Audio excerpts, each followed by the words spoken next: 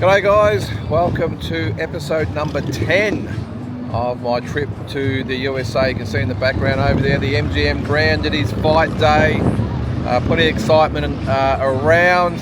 I'm just currently trying to find a place to watch the Usyk and Dubois fight. I've tried a couple of bars here in the New York and next door as well. No luck, unfortunately. I'm just about to head over to the MGM and just see if I can find somewhere over there. But geez, you would think that a fight of this magnitude will be showing somewhere. The fact that it's pay-per-view might have something to do with it. I'm not sure what the go is with these hotels where they have to pay big money to put it on. I don't know. Look, to be honest with you, I'm not overly stressed about it. I'll just watch it on YouTube a little bit later. Big fight though. I watched the prelims on YouTube this morning though, which were fantastic. Big crowd, raining over there, which is interesting. I'm not sure how that'll pan out as the night goes on over there, but as I said, if I can't find it over here, I'll watch it a little bit later. So yes, it is fight day, and it's always got a different feel, hasn't it, fight day? Really looking forward to it.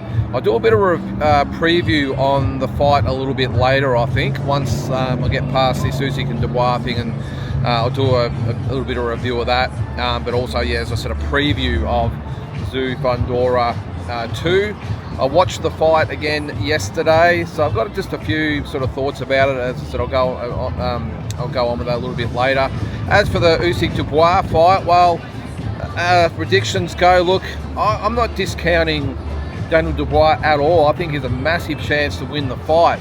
But I mean, the smart money says you've got to stick with the guy that won the first time, and that's Alexander Usyk. I know we all got caught up in the supposed low blow and he dropped Usyk. Look, I'm going to sort of discount that. I think both fighters, well, I think Dubois has improved since that fight. Alexander Usyk is just Alexander Usyk, isn't he? But I'm not reading into that body blow from the first fight at all. I think you'll see Dubois probably come out a lot more aggressive this time. He's an aggressive fighter, and I watched his fight yesterday also with Anthony Joshua.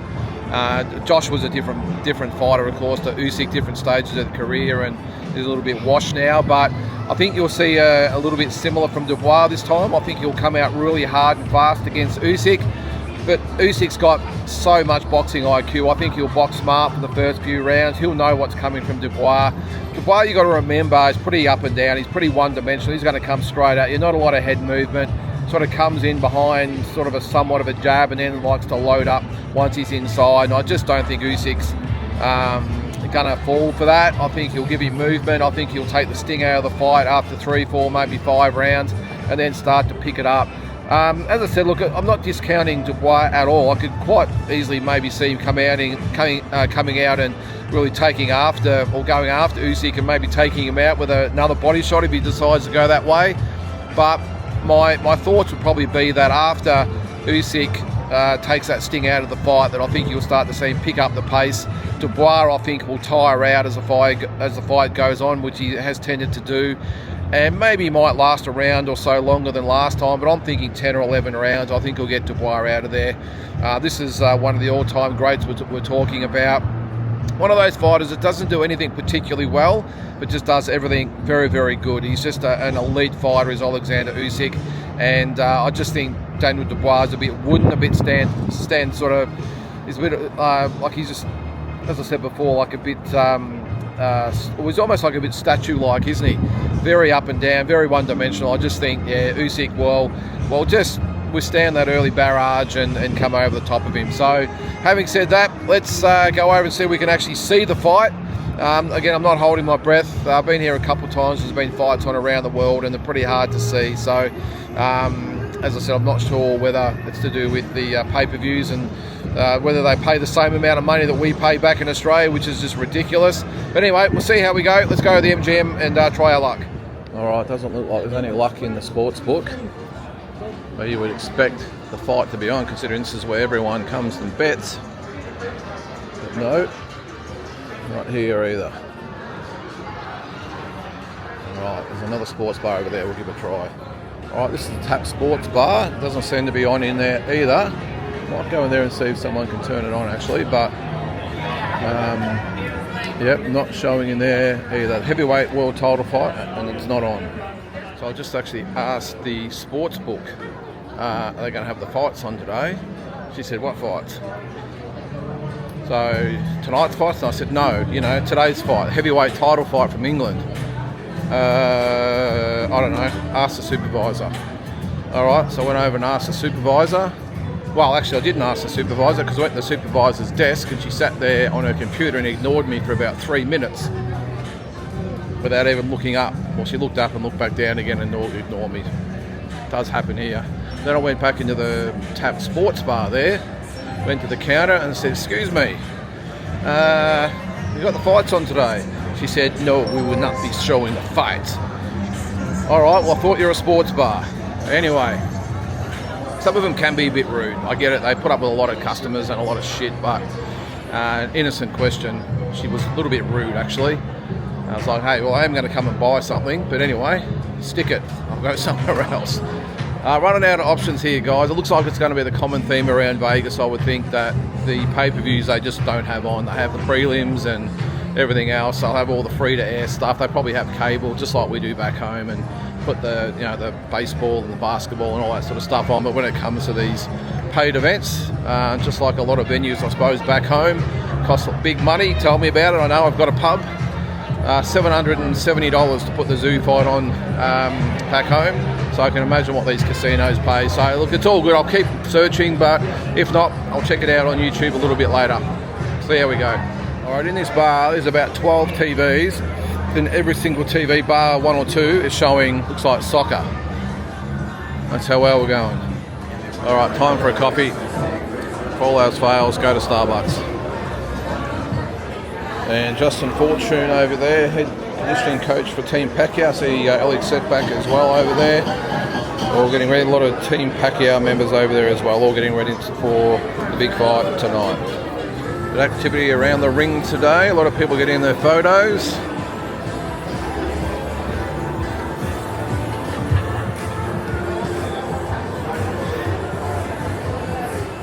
Alright, I've officially given up. No one's got it on. Multiple bars with heaps of screens with everything but the fight on, so I'm heading back to my hotel room so we can check out a live watch along, so we can get some updates and then look for some highlights just afterwards, so I can give a bit of a mini review. So there we go. Alright, so I've just sat down to have something to eat before I go over to the stadium. It's about 10 to 5 at the moment. You can see I've started to try and eat a little bit better. That is chicken noodle soup. That is, I think it's pastrami, beef, coleslaw, I don't know, something else in there. And you see they've even put the dill pickle in there for me. That was in a delicatessen downstairs in New York. So I'm going to go on this now, try and get through as much as I can, and then head over to the stadium. Just check this out, will you? We've got 2 of these to get through, well, 2 bits of it. And that is value for money. That was $16 for all that. I think it's well worth compared to what I've paid elsewhere. Alright, well that was pretty disgraceful effort on my behalf. I only got through about half of that sandwich. So there was a fair bit there. Packed full of turkey, beef. I think there was pastrami, whatever, but it was full. And very delicious as well. Alright, just a quick preview of the fight. I think I might have said before, review. Okay, preview of tonight's fights. Alright, we'll start with Manny and Barrios. Look, I think everyone sort of got caught up a little bit in the Manny Pacquiao return. I think people forget how ordinary he looked against Ugas, 4 years ago, and more importantly in the exhibition, a year or 2 ago. I know we can't probably take too much out of the exhibition, he probably didn't barely train, but that Ugas fight from 4 years ago, I can't get that out of my head how bad he looked. And even though I'm not a massive rap for Barrios, the fact that he's a young, strong, probably in his prime champion at the moment, I think he gets the job done. Manny might have his moments.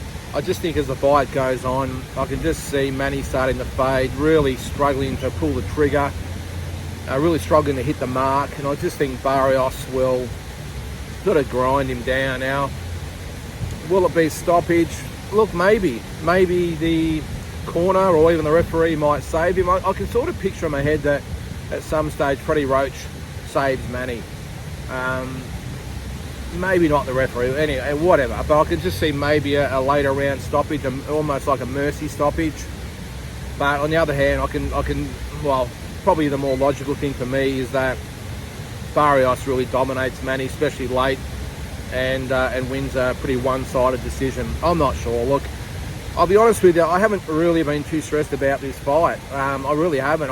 You've probably seen a lot of the videos. I've just been sort of referring to Tim's fight with Fundora because for me that's the main event. That's the reason I'm here. The Manny and Barrios fight's pretty much the cherry on top. But while I hope Manny does get the win, yeah, at 46 years of age, I just really struggle to see it happening. Look, I would love to see it happen. It'd be fantastic. But I think we've got to be logical here and say that no matter how it goes, I think Barrios gets the win. So we've got to be sort of held down with an exact prediction. I'm going to go with maybe an 11th round stoppage to Mario Barrios, I think. Manny will be game to the end. He'll give as good as he gets early. And again, Barrios is certainly not an elite fighter in my opinion anyway, and he's definitely the most beatable welterweight champion out there. And I think it's a very good pick from Manny's team. But yeah, I just think that either way, Mario Barrios is going to get the job done. As for, in my opinion, the main event, Tim and Fundora 2. Well, who knows? I watched the fight again today, or was it yesterday, whatever it was. I think one thing I will say straight off the bat, I do agree with Sebastian Fundora and his statements that Tim didn't fight blind. Now, you might be thinking, hang on, he had blood all over his face, he couldn't see. Yeah, it is correct. But if you watch the fight carefully, because the cut was sort of right in the middle of his head, the blood was sort of running straight down the middle of his face. Now, while I don't think he was blinded, it's unquestionable or undebatable, whatever you might want to say, that he was hindered by it. That's the difference. That's probably what I'm getting at. I don't think he was blinded, but I definitely think the blood running into his eyes or around his eyes or down his face, you've got to remember, he couldn't see what we saw. So he didn't know how bad the cut was. All he could feel was the blood running down his face. It was smearing into his eyes. And again, I'm not saying that it blinded him. So that's the difference. If you can sort of figure that out. So even though the blood was running profusely, it was a bad cut. I think just the fact it was there was probably the most hindrance to Tim, and he just lost all concentration. If you watch the fight again, the first 2 rounds, look, he looked really good. Now, I'm going to differ with what a lot of people said about Tim absolutely lighting him up in the first 2 rounds. He definitely won the first 2 rounds, but watching them back, I think Sebastian Fundora was pretty tentative. Obviously, Tim had a pretty big reputation at that stage. Tim looked composed. He was picking his shots. One thing I did notice, though, he wasn't really jabbing at all. He was sort of balking, sort of feinting, and then he would just launch in with the right hand, which did catch Sebastian Fundora a couple of times. I'm not arguing that. So I definitely gave Tim the first 2 rounds, but as I said, I don't subscribe to the theory that he was absolutely dominating Sebastian Fundora. I saw maybe there was one really good right hand that snapped Fundora's head back, but apart from that, there was a few that sort of snuck in there, but I don't think it was as dominant as I remember it being those first 2 rounds. Then when the cut happened after the second round, that was when the fight completely changed for obvious reasons. Tim really got desperate in probably the next 2 rounds, really forgot all about any defense coming in. I thought Sebastian Fundora won the 3rd and 4th, and I think after that the fight started to settle in. I think both guys realised that they were going to have to buckle in for the ride, or buckle up for the ride, because both knew that it wasn't going to go to the scorecards now. Well, not a non-decision card anyway. They were both going to have to try and win the fight and win the rounds. And that's when I think both guys sort of got back to getting their minds back on the job, especially Tim, who, as I said, for those 2 rounds really lost all composure and just sort of went for it. I still subscribe to the theory that the fight should have been stopped 100%. And I can't believe the doctor let it go 2 rounds in a row. But anyway, we've been over that 100 times. But I thought for the next few rounds, I thought it sort of almost went in 2. So Tim won the first 2, thought Tszyu-Fundora won the next two. Then I thought Tim actually got on top for the next two after that. So after 6 rounds, I actually had it 4 rounds to 2 in favour of Tim, even though he had that bad blood or bad cut, gushing blood all over his face. But then I'm not sure whether he started to tire. I'm not sure whether he sort of lost a little bit of, I'll not say composure, lost a bit of heart, if that makes sense. Got a little bit, what's the word for it? Just got a little bit down on himself, and I thought he went into his shell a little bit for the next 4 rounds. I thought Tszyu-Fundora won the next 4 rounds, the 7, 8, 9 and 10. So I actually had it, 6 rounds to 4? Yeah, 6 rounds to 4 after 10 rounds. And I remember on the night thinking that Tim might have been winning the rounds, but again, watching it closely again, I had it 6 rounds to 4. I thought the 11th round could have could have went either way. So best case for Tim after 11 for me was 6 rounds to 5, and I actually thought that maybe Tszyu-Fundora won the last round to win the fight 7 rounds to 5. Look, I'm not going to argue with anyone that had it the other way around. It was just interesting sitting back. I hadn't watched it before, but just sort of skimming over it. Yesterday was the first time I've sat down and actually watched it properly in depth and really examined it closely. And as I said, I would have had it 7 rounds to 5. Now, the interesting thing with the fight itself is that Tszyu-Fundora threw over twice the amount of punches as Tim Tszyu in that fight. Landed probably only about 10% more than what Tim did, but threw twice as much. Threw, I think, 4 times as many jabs, which is an interesting stat because I don't think Tszyu-Fundora is sort of the guy who really pumps that jab out. He sort of pokes and prods that jab out there, but it really had an effect on Tim. And I've got to say, even though, again, the blood was a massive factor, again, not the sole reason he couldn't see, I think from watching again, it was more so the awkwardness of Fundora. Now, that's an understatement, of course, considering the size and reach and everything that he has, but it was just that poking out the punches. Doesn't really punch to hurt Fundora. He just throws a lot of punches, just keeps the jab just sort of poking out there, follows it with a little right hand, might be a little uppercut, but he just keeps punching all the time. And I think combined with his height and reach and everything, Tim just found it really hard to get inside. So I had that fight 7 rounds to 5. Now, what happens tonight? I think Tim can turn it around. I really do. I think without obviously the obvious distraction of the blood all over his face and all over the place and dripping all over the place. You've got to remember too, it was all over Fundora as well. If you sort of forget, Tszyu-Fundora was in the fight as well, and it would have been difficult for him. There was blood absolutely everywhere all over both fighters. They would have been swallowing blood, would have been all over their gloves, all over the trunks, all over their legs, arms, chest, wherever. The towels being put on their faces would have been already covered in blood. It would have been hard, but look, can Tim get it done? Yes, he can. I think the fact that hopefully will not be the deciding factor tonight. I think Tim will be a lot more composed. I think he'll really take his time in the fight. And I think he will owe a lot to Bakram Murtazalia for that. He's going to really be composed and patient. And I just think he'll take his opportunities when they're there. But I think, as I said, he'll be a lot more patient this time. And I just think he'll take advantage of those holes as they appear. And I think he will win the fight. I'm not going to say it's going to be an easy fight, but I think it could be a dominant performance where it might be 8 rounds to 4. Who knows? He could even stop him late. It is a possibility. But I'm going to go with a unanimous decision for Tim Tszyu, 8 rounds to 4. I'm certainly not riding off Tszyu-Fundora, though. This will be a tough fight. And he will be in the fight all the way. I just think Tim will have enough this time. He's had a good look at this guy too, remember? Unlike the first time. And I think he makes it count, and gets the win over Tszyu-Fundora and takes that WBC belt in the 154-pound division. So, having said that, it's time to get over to the venue. I think there's about 2 or 3 fights to go before Tim gets settled into my seat and hopefully be witness to one of the great nights in Australian boxing. Let's go.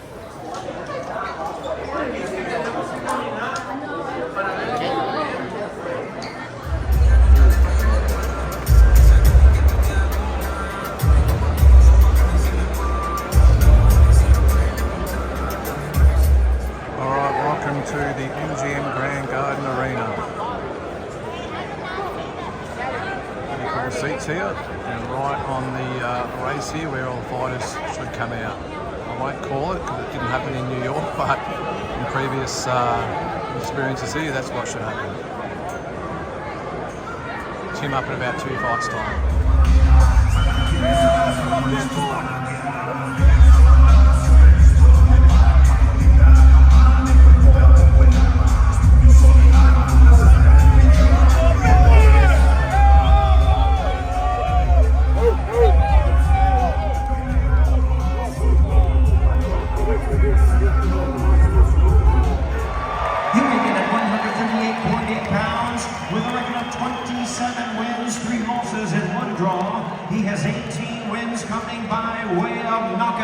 Ladies and gentlemen, here's the current world rank contender and the popular and all-action former WBA super lightweight champion of the world, Tszyu-Fundora.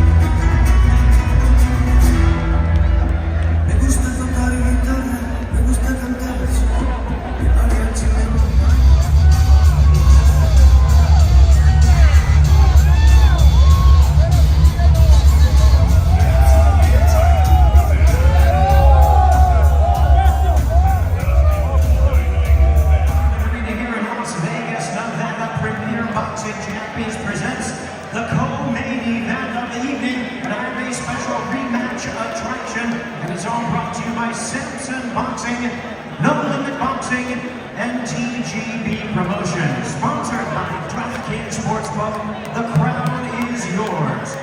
Introducing you first on my right, the challenger, fighting out of the red corner, wearing black trunks, hailing from Rockdale, New South Wales, Australia.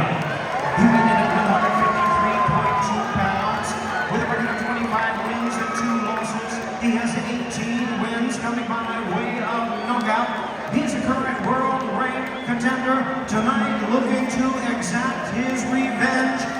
Here is, ladies and gentlemen, the Australian boxing superstar and the former WBO Junior Welterweight Champion of the world, introducing the Soul Taker, Tszyu.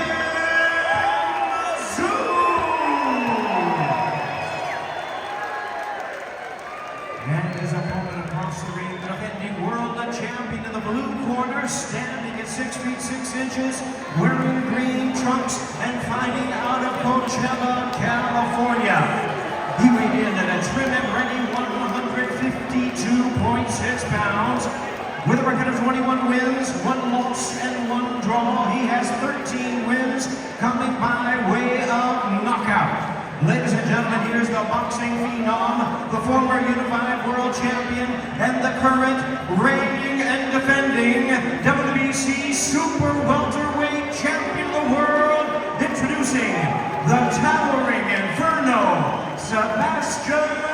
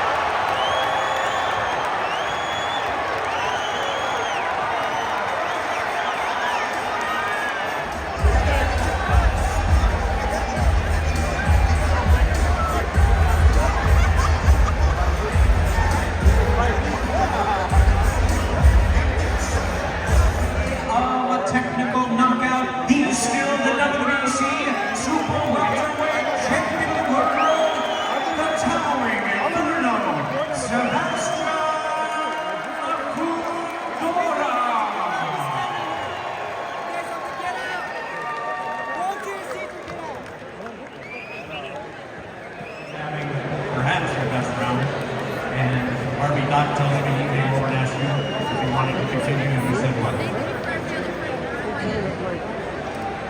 He's one tough motherfucker. And I try to give it everything back. It's come doing it. Victory belongs to Tszyu-Fundora, the best 154-pounder of the planet right now. The cut was taken care of this time in the first round. Did the eye bother you? Did that have anything to do with this stuff? No. He was just a better man. You know, he's a better man. He's very hard to land. He's tall as fuck. And sometimes I feel like I'm shadowboxing with myself, but it is what it is. Congratulations, Tszyu-Fundora, I understand. God bless you guys.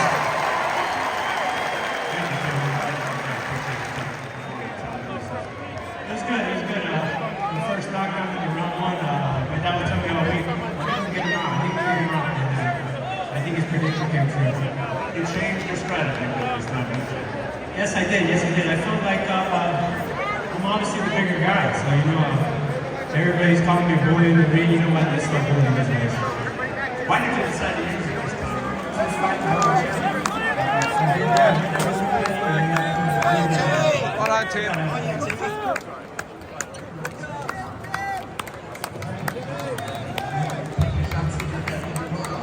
Because I want to see if I can handle it.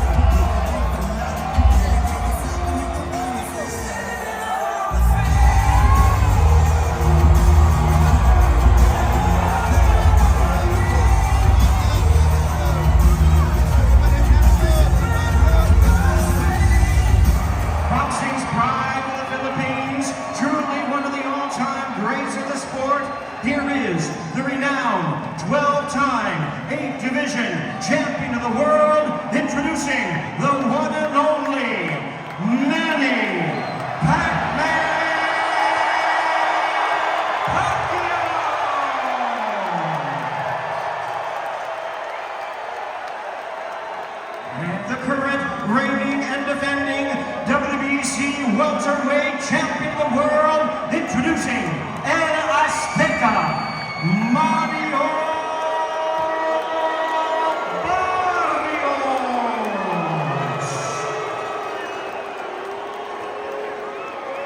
Once again, here's our referee in charge. Now to give instructions, Thomas Taylor.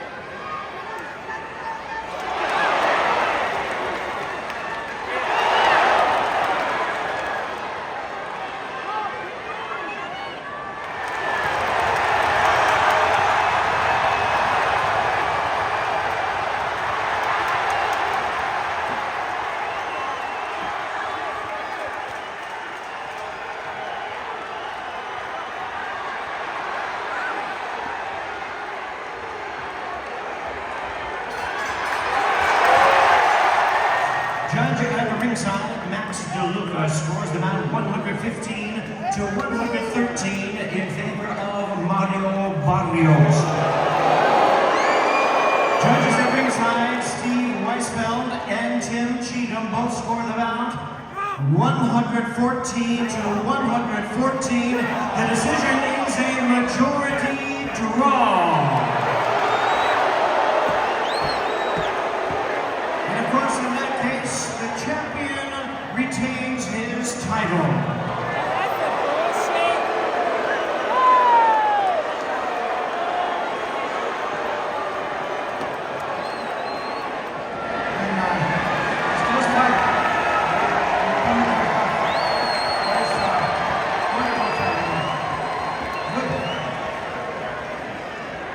You're a 46-year-old man, and you had staying up back when you were 35.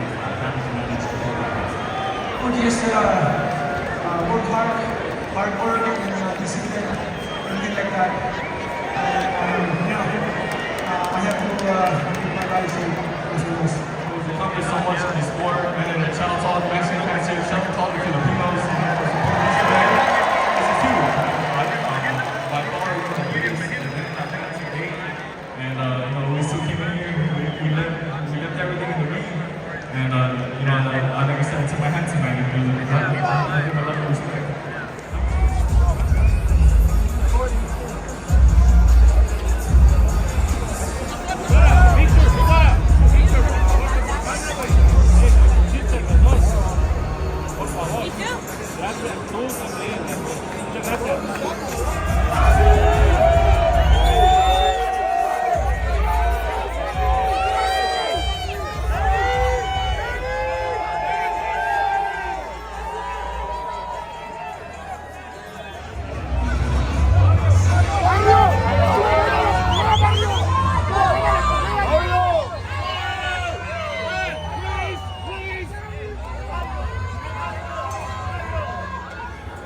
All right, well that is a wrap here at the MGM Grand Garden Arena. There's actually one more fight going on in the background there. You can see everyone's obviously cleared out now that the main event's over.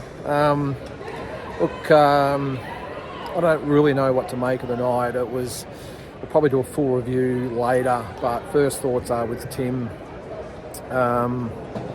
He just, look, obviously that first round knockdown obviously would have taken a lot out of him. Coincidentally, a left hook that he didn't see. And I just thought after that, I'd say he panicked, but he just never really recovered, I don't think. And then he got rocked again right in the second or third round. I just thought it was almost shades of the Murtazaliev fight again, where he's lost composure, was sort of head down, swinging for the fences a lot. And Fundora just kept his composure, kept just poking that jab out, throwing the uppercuts and the hooks, and just having success just with the continual work rate. And look, I thought Tim had some success in the middle rounds. I thought he was starting to really find his feet again. Again, it's hard watching live compared to on TV, so it's a little bit different to what you saw. Well, that's understandable, but I just thought Tim in the sort of rounds, sort of 4, 5, 6, just started to find a bit of confidence. So the issue I had is that he was landing some big shots, but it was just, again, just sort of head down and just throw a big left hook or throw a big right hand. There was really no method behind it, and that's why I was a little bit worried that at some stage that Fundora would just sort of time him and deliver the knockout blow. Now, fortunately, the knockout blow didn't come, but I must admit, if I'm being honest, right through, I had a feeling that the writing was on the wall. It's just, call it a gut feeling, or well, more than a gut feeling. It was getting shaken a lot, but I just thought that, as I said, he did regain a little bit of composure, but Fundora just too good in the end. And that 7th round, that was a big round for Tim. I'm not even quite sure he won the round, but he put absolutely everything into that round, and arguably could have won it. But right at the end, he did get shaken again. And well, there's a lot of people around me that were surprised, but I myself thought that it was coming. Again, I didn't think it would happen in the corner, which I'm actually glad it did, rather than out in the centre ring. I mean, I was here, 2 years ago when Andrew Maloney got flattened by Nakatani. It wasn't a great feeling, I can tell you, after probably going on a round too long. And even though Tim probably wasn't getting sort of battered, I suppose, the way that sort of Andrew did in certain stages of that fight, I'm just glad that he didn't end up flat on his back. And only he knows what was going through his mind when the fight was stopped. I'm sure there were things said in between rounds, but of course I haven't seen yet.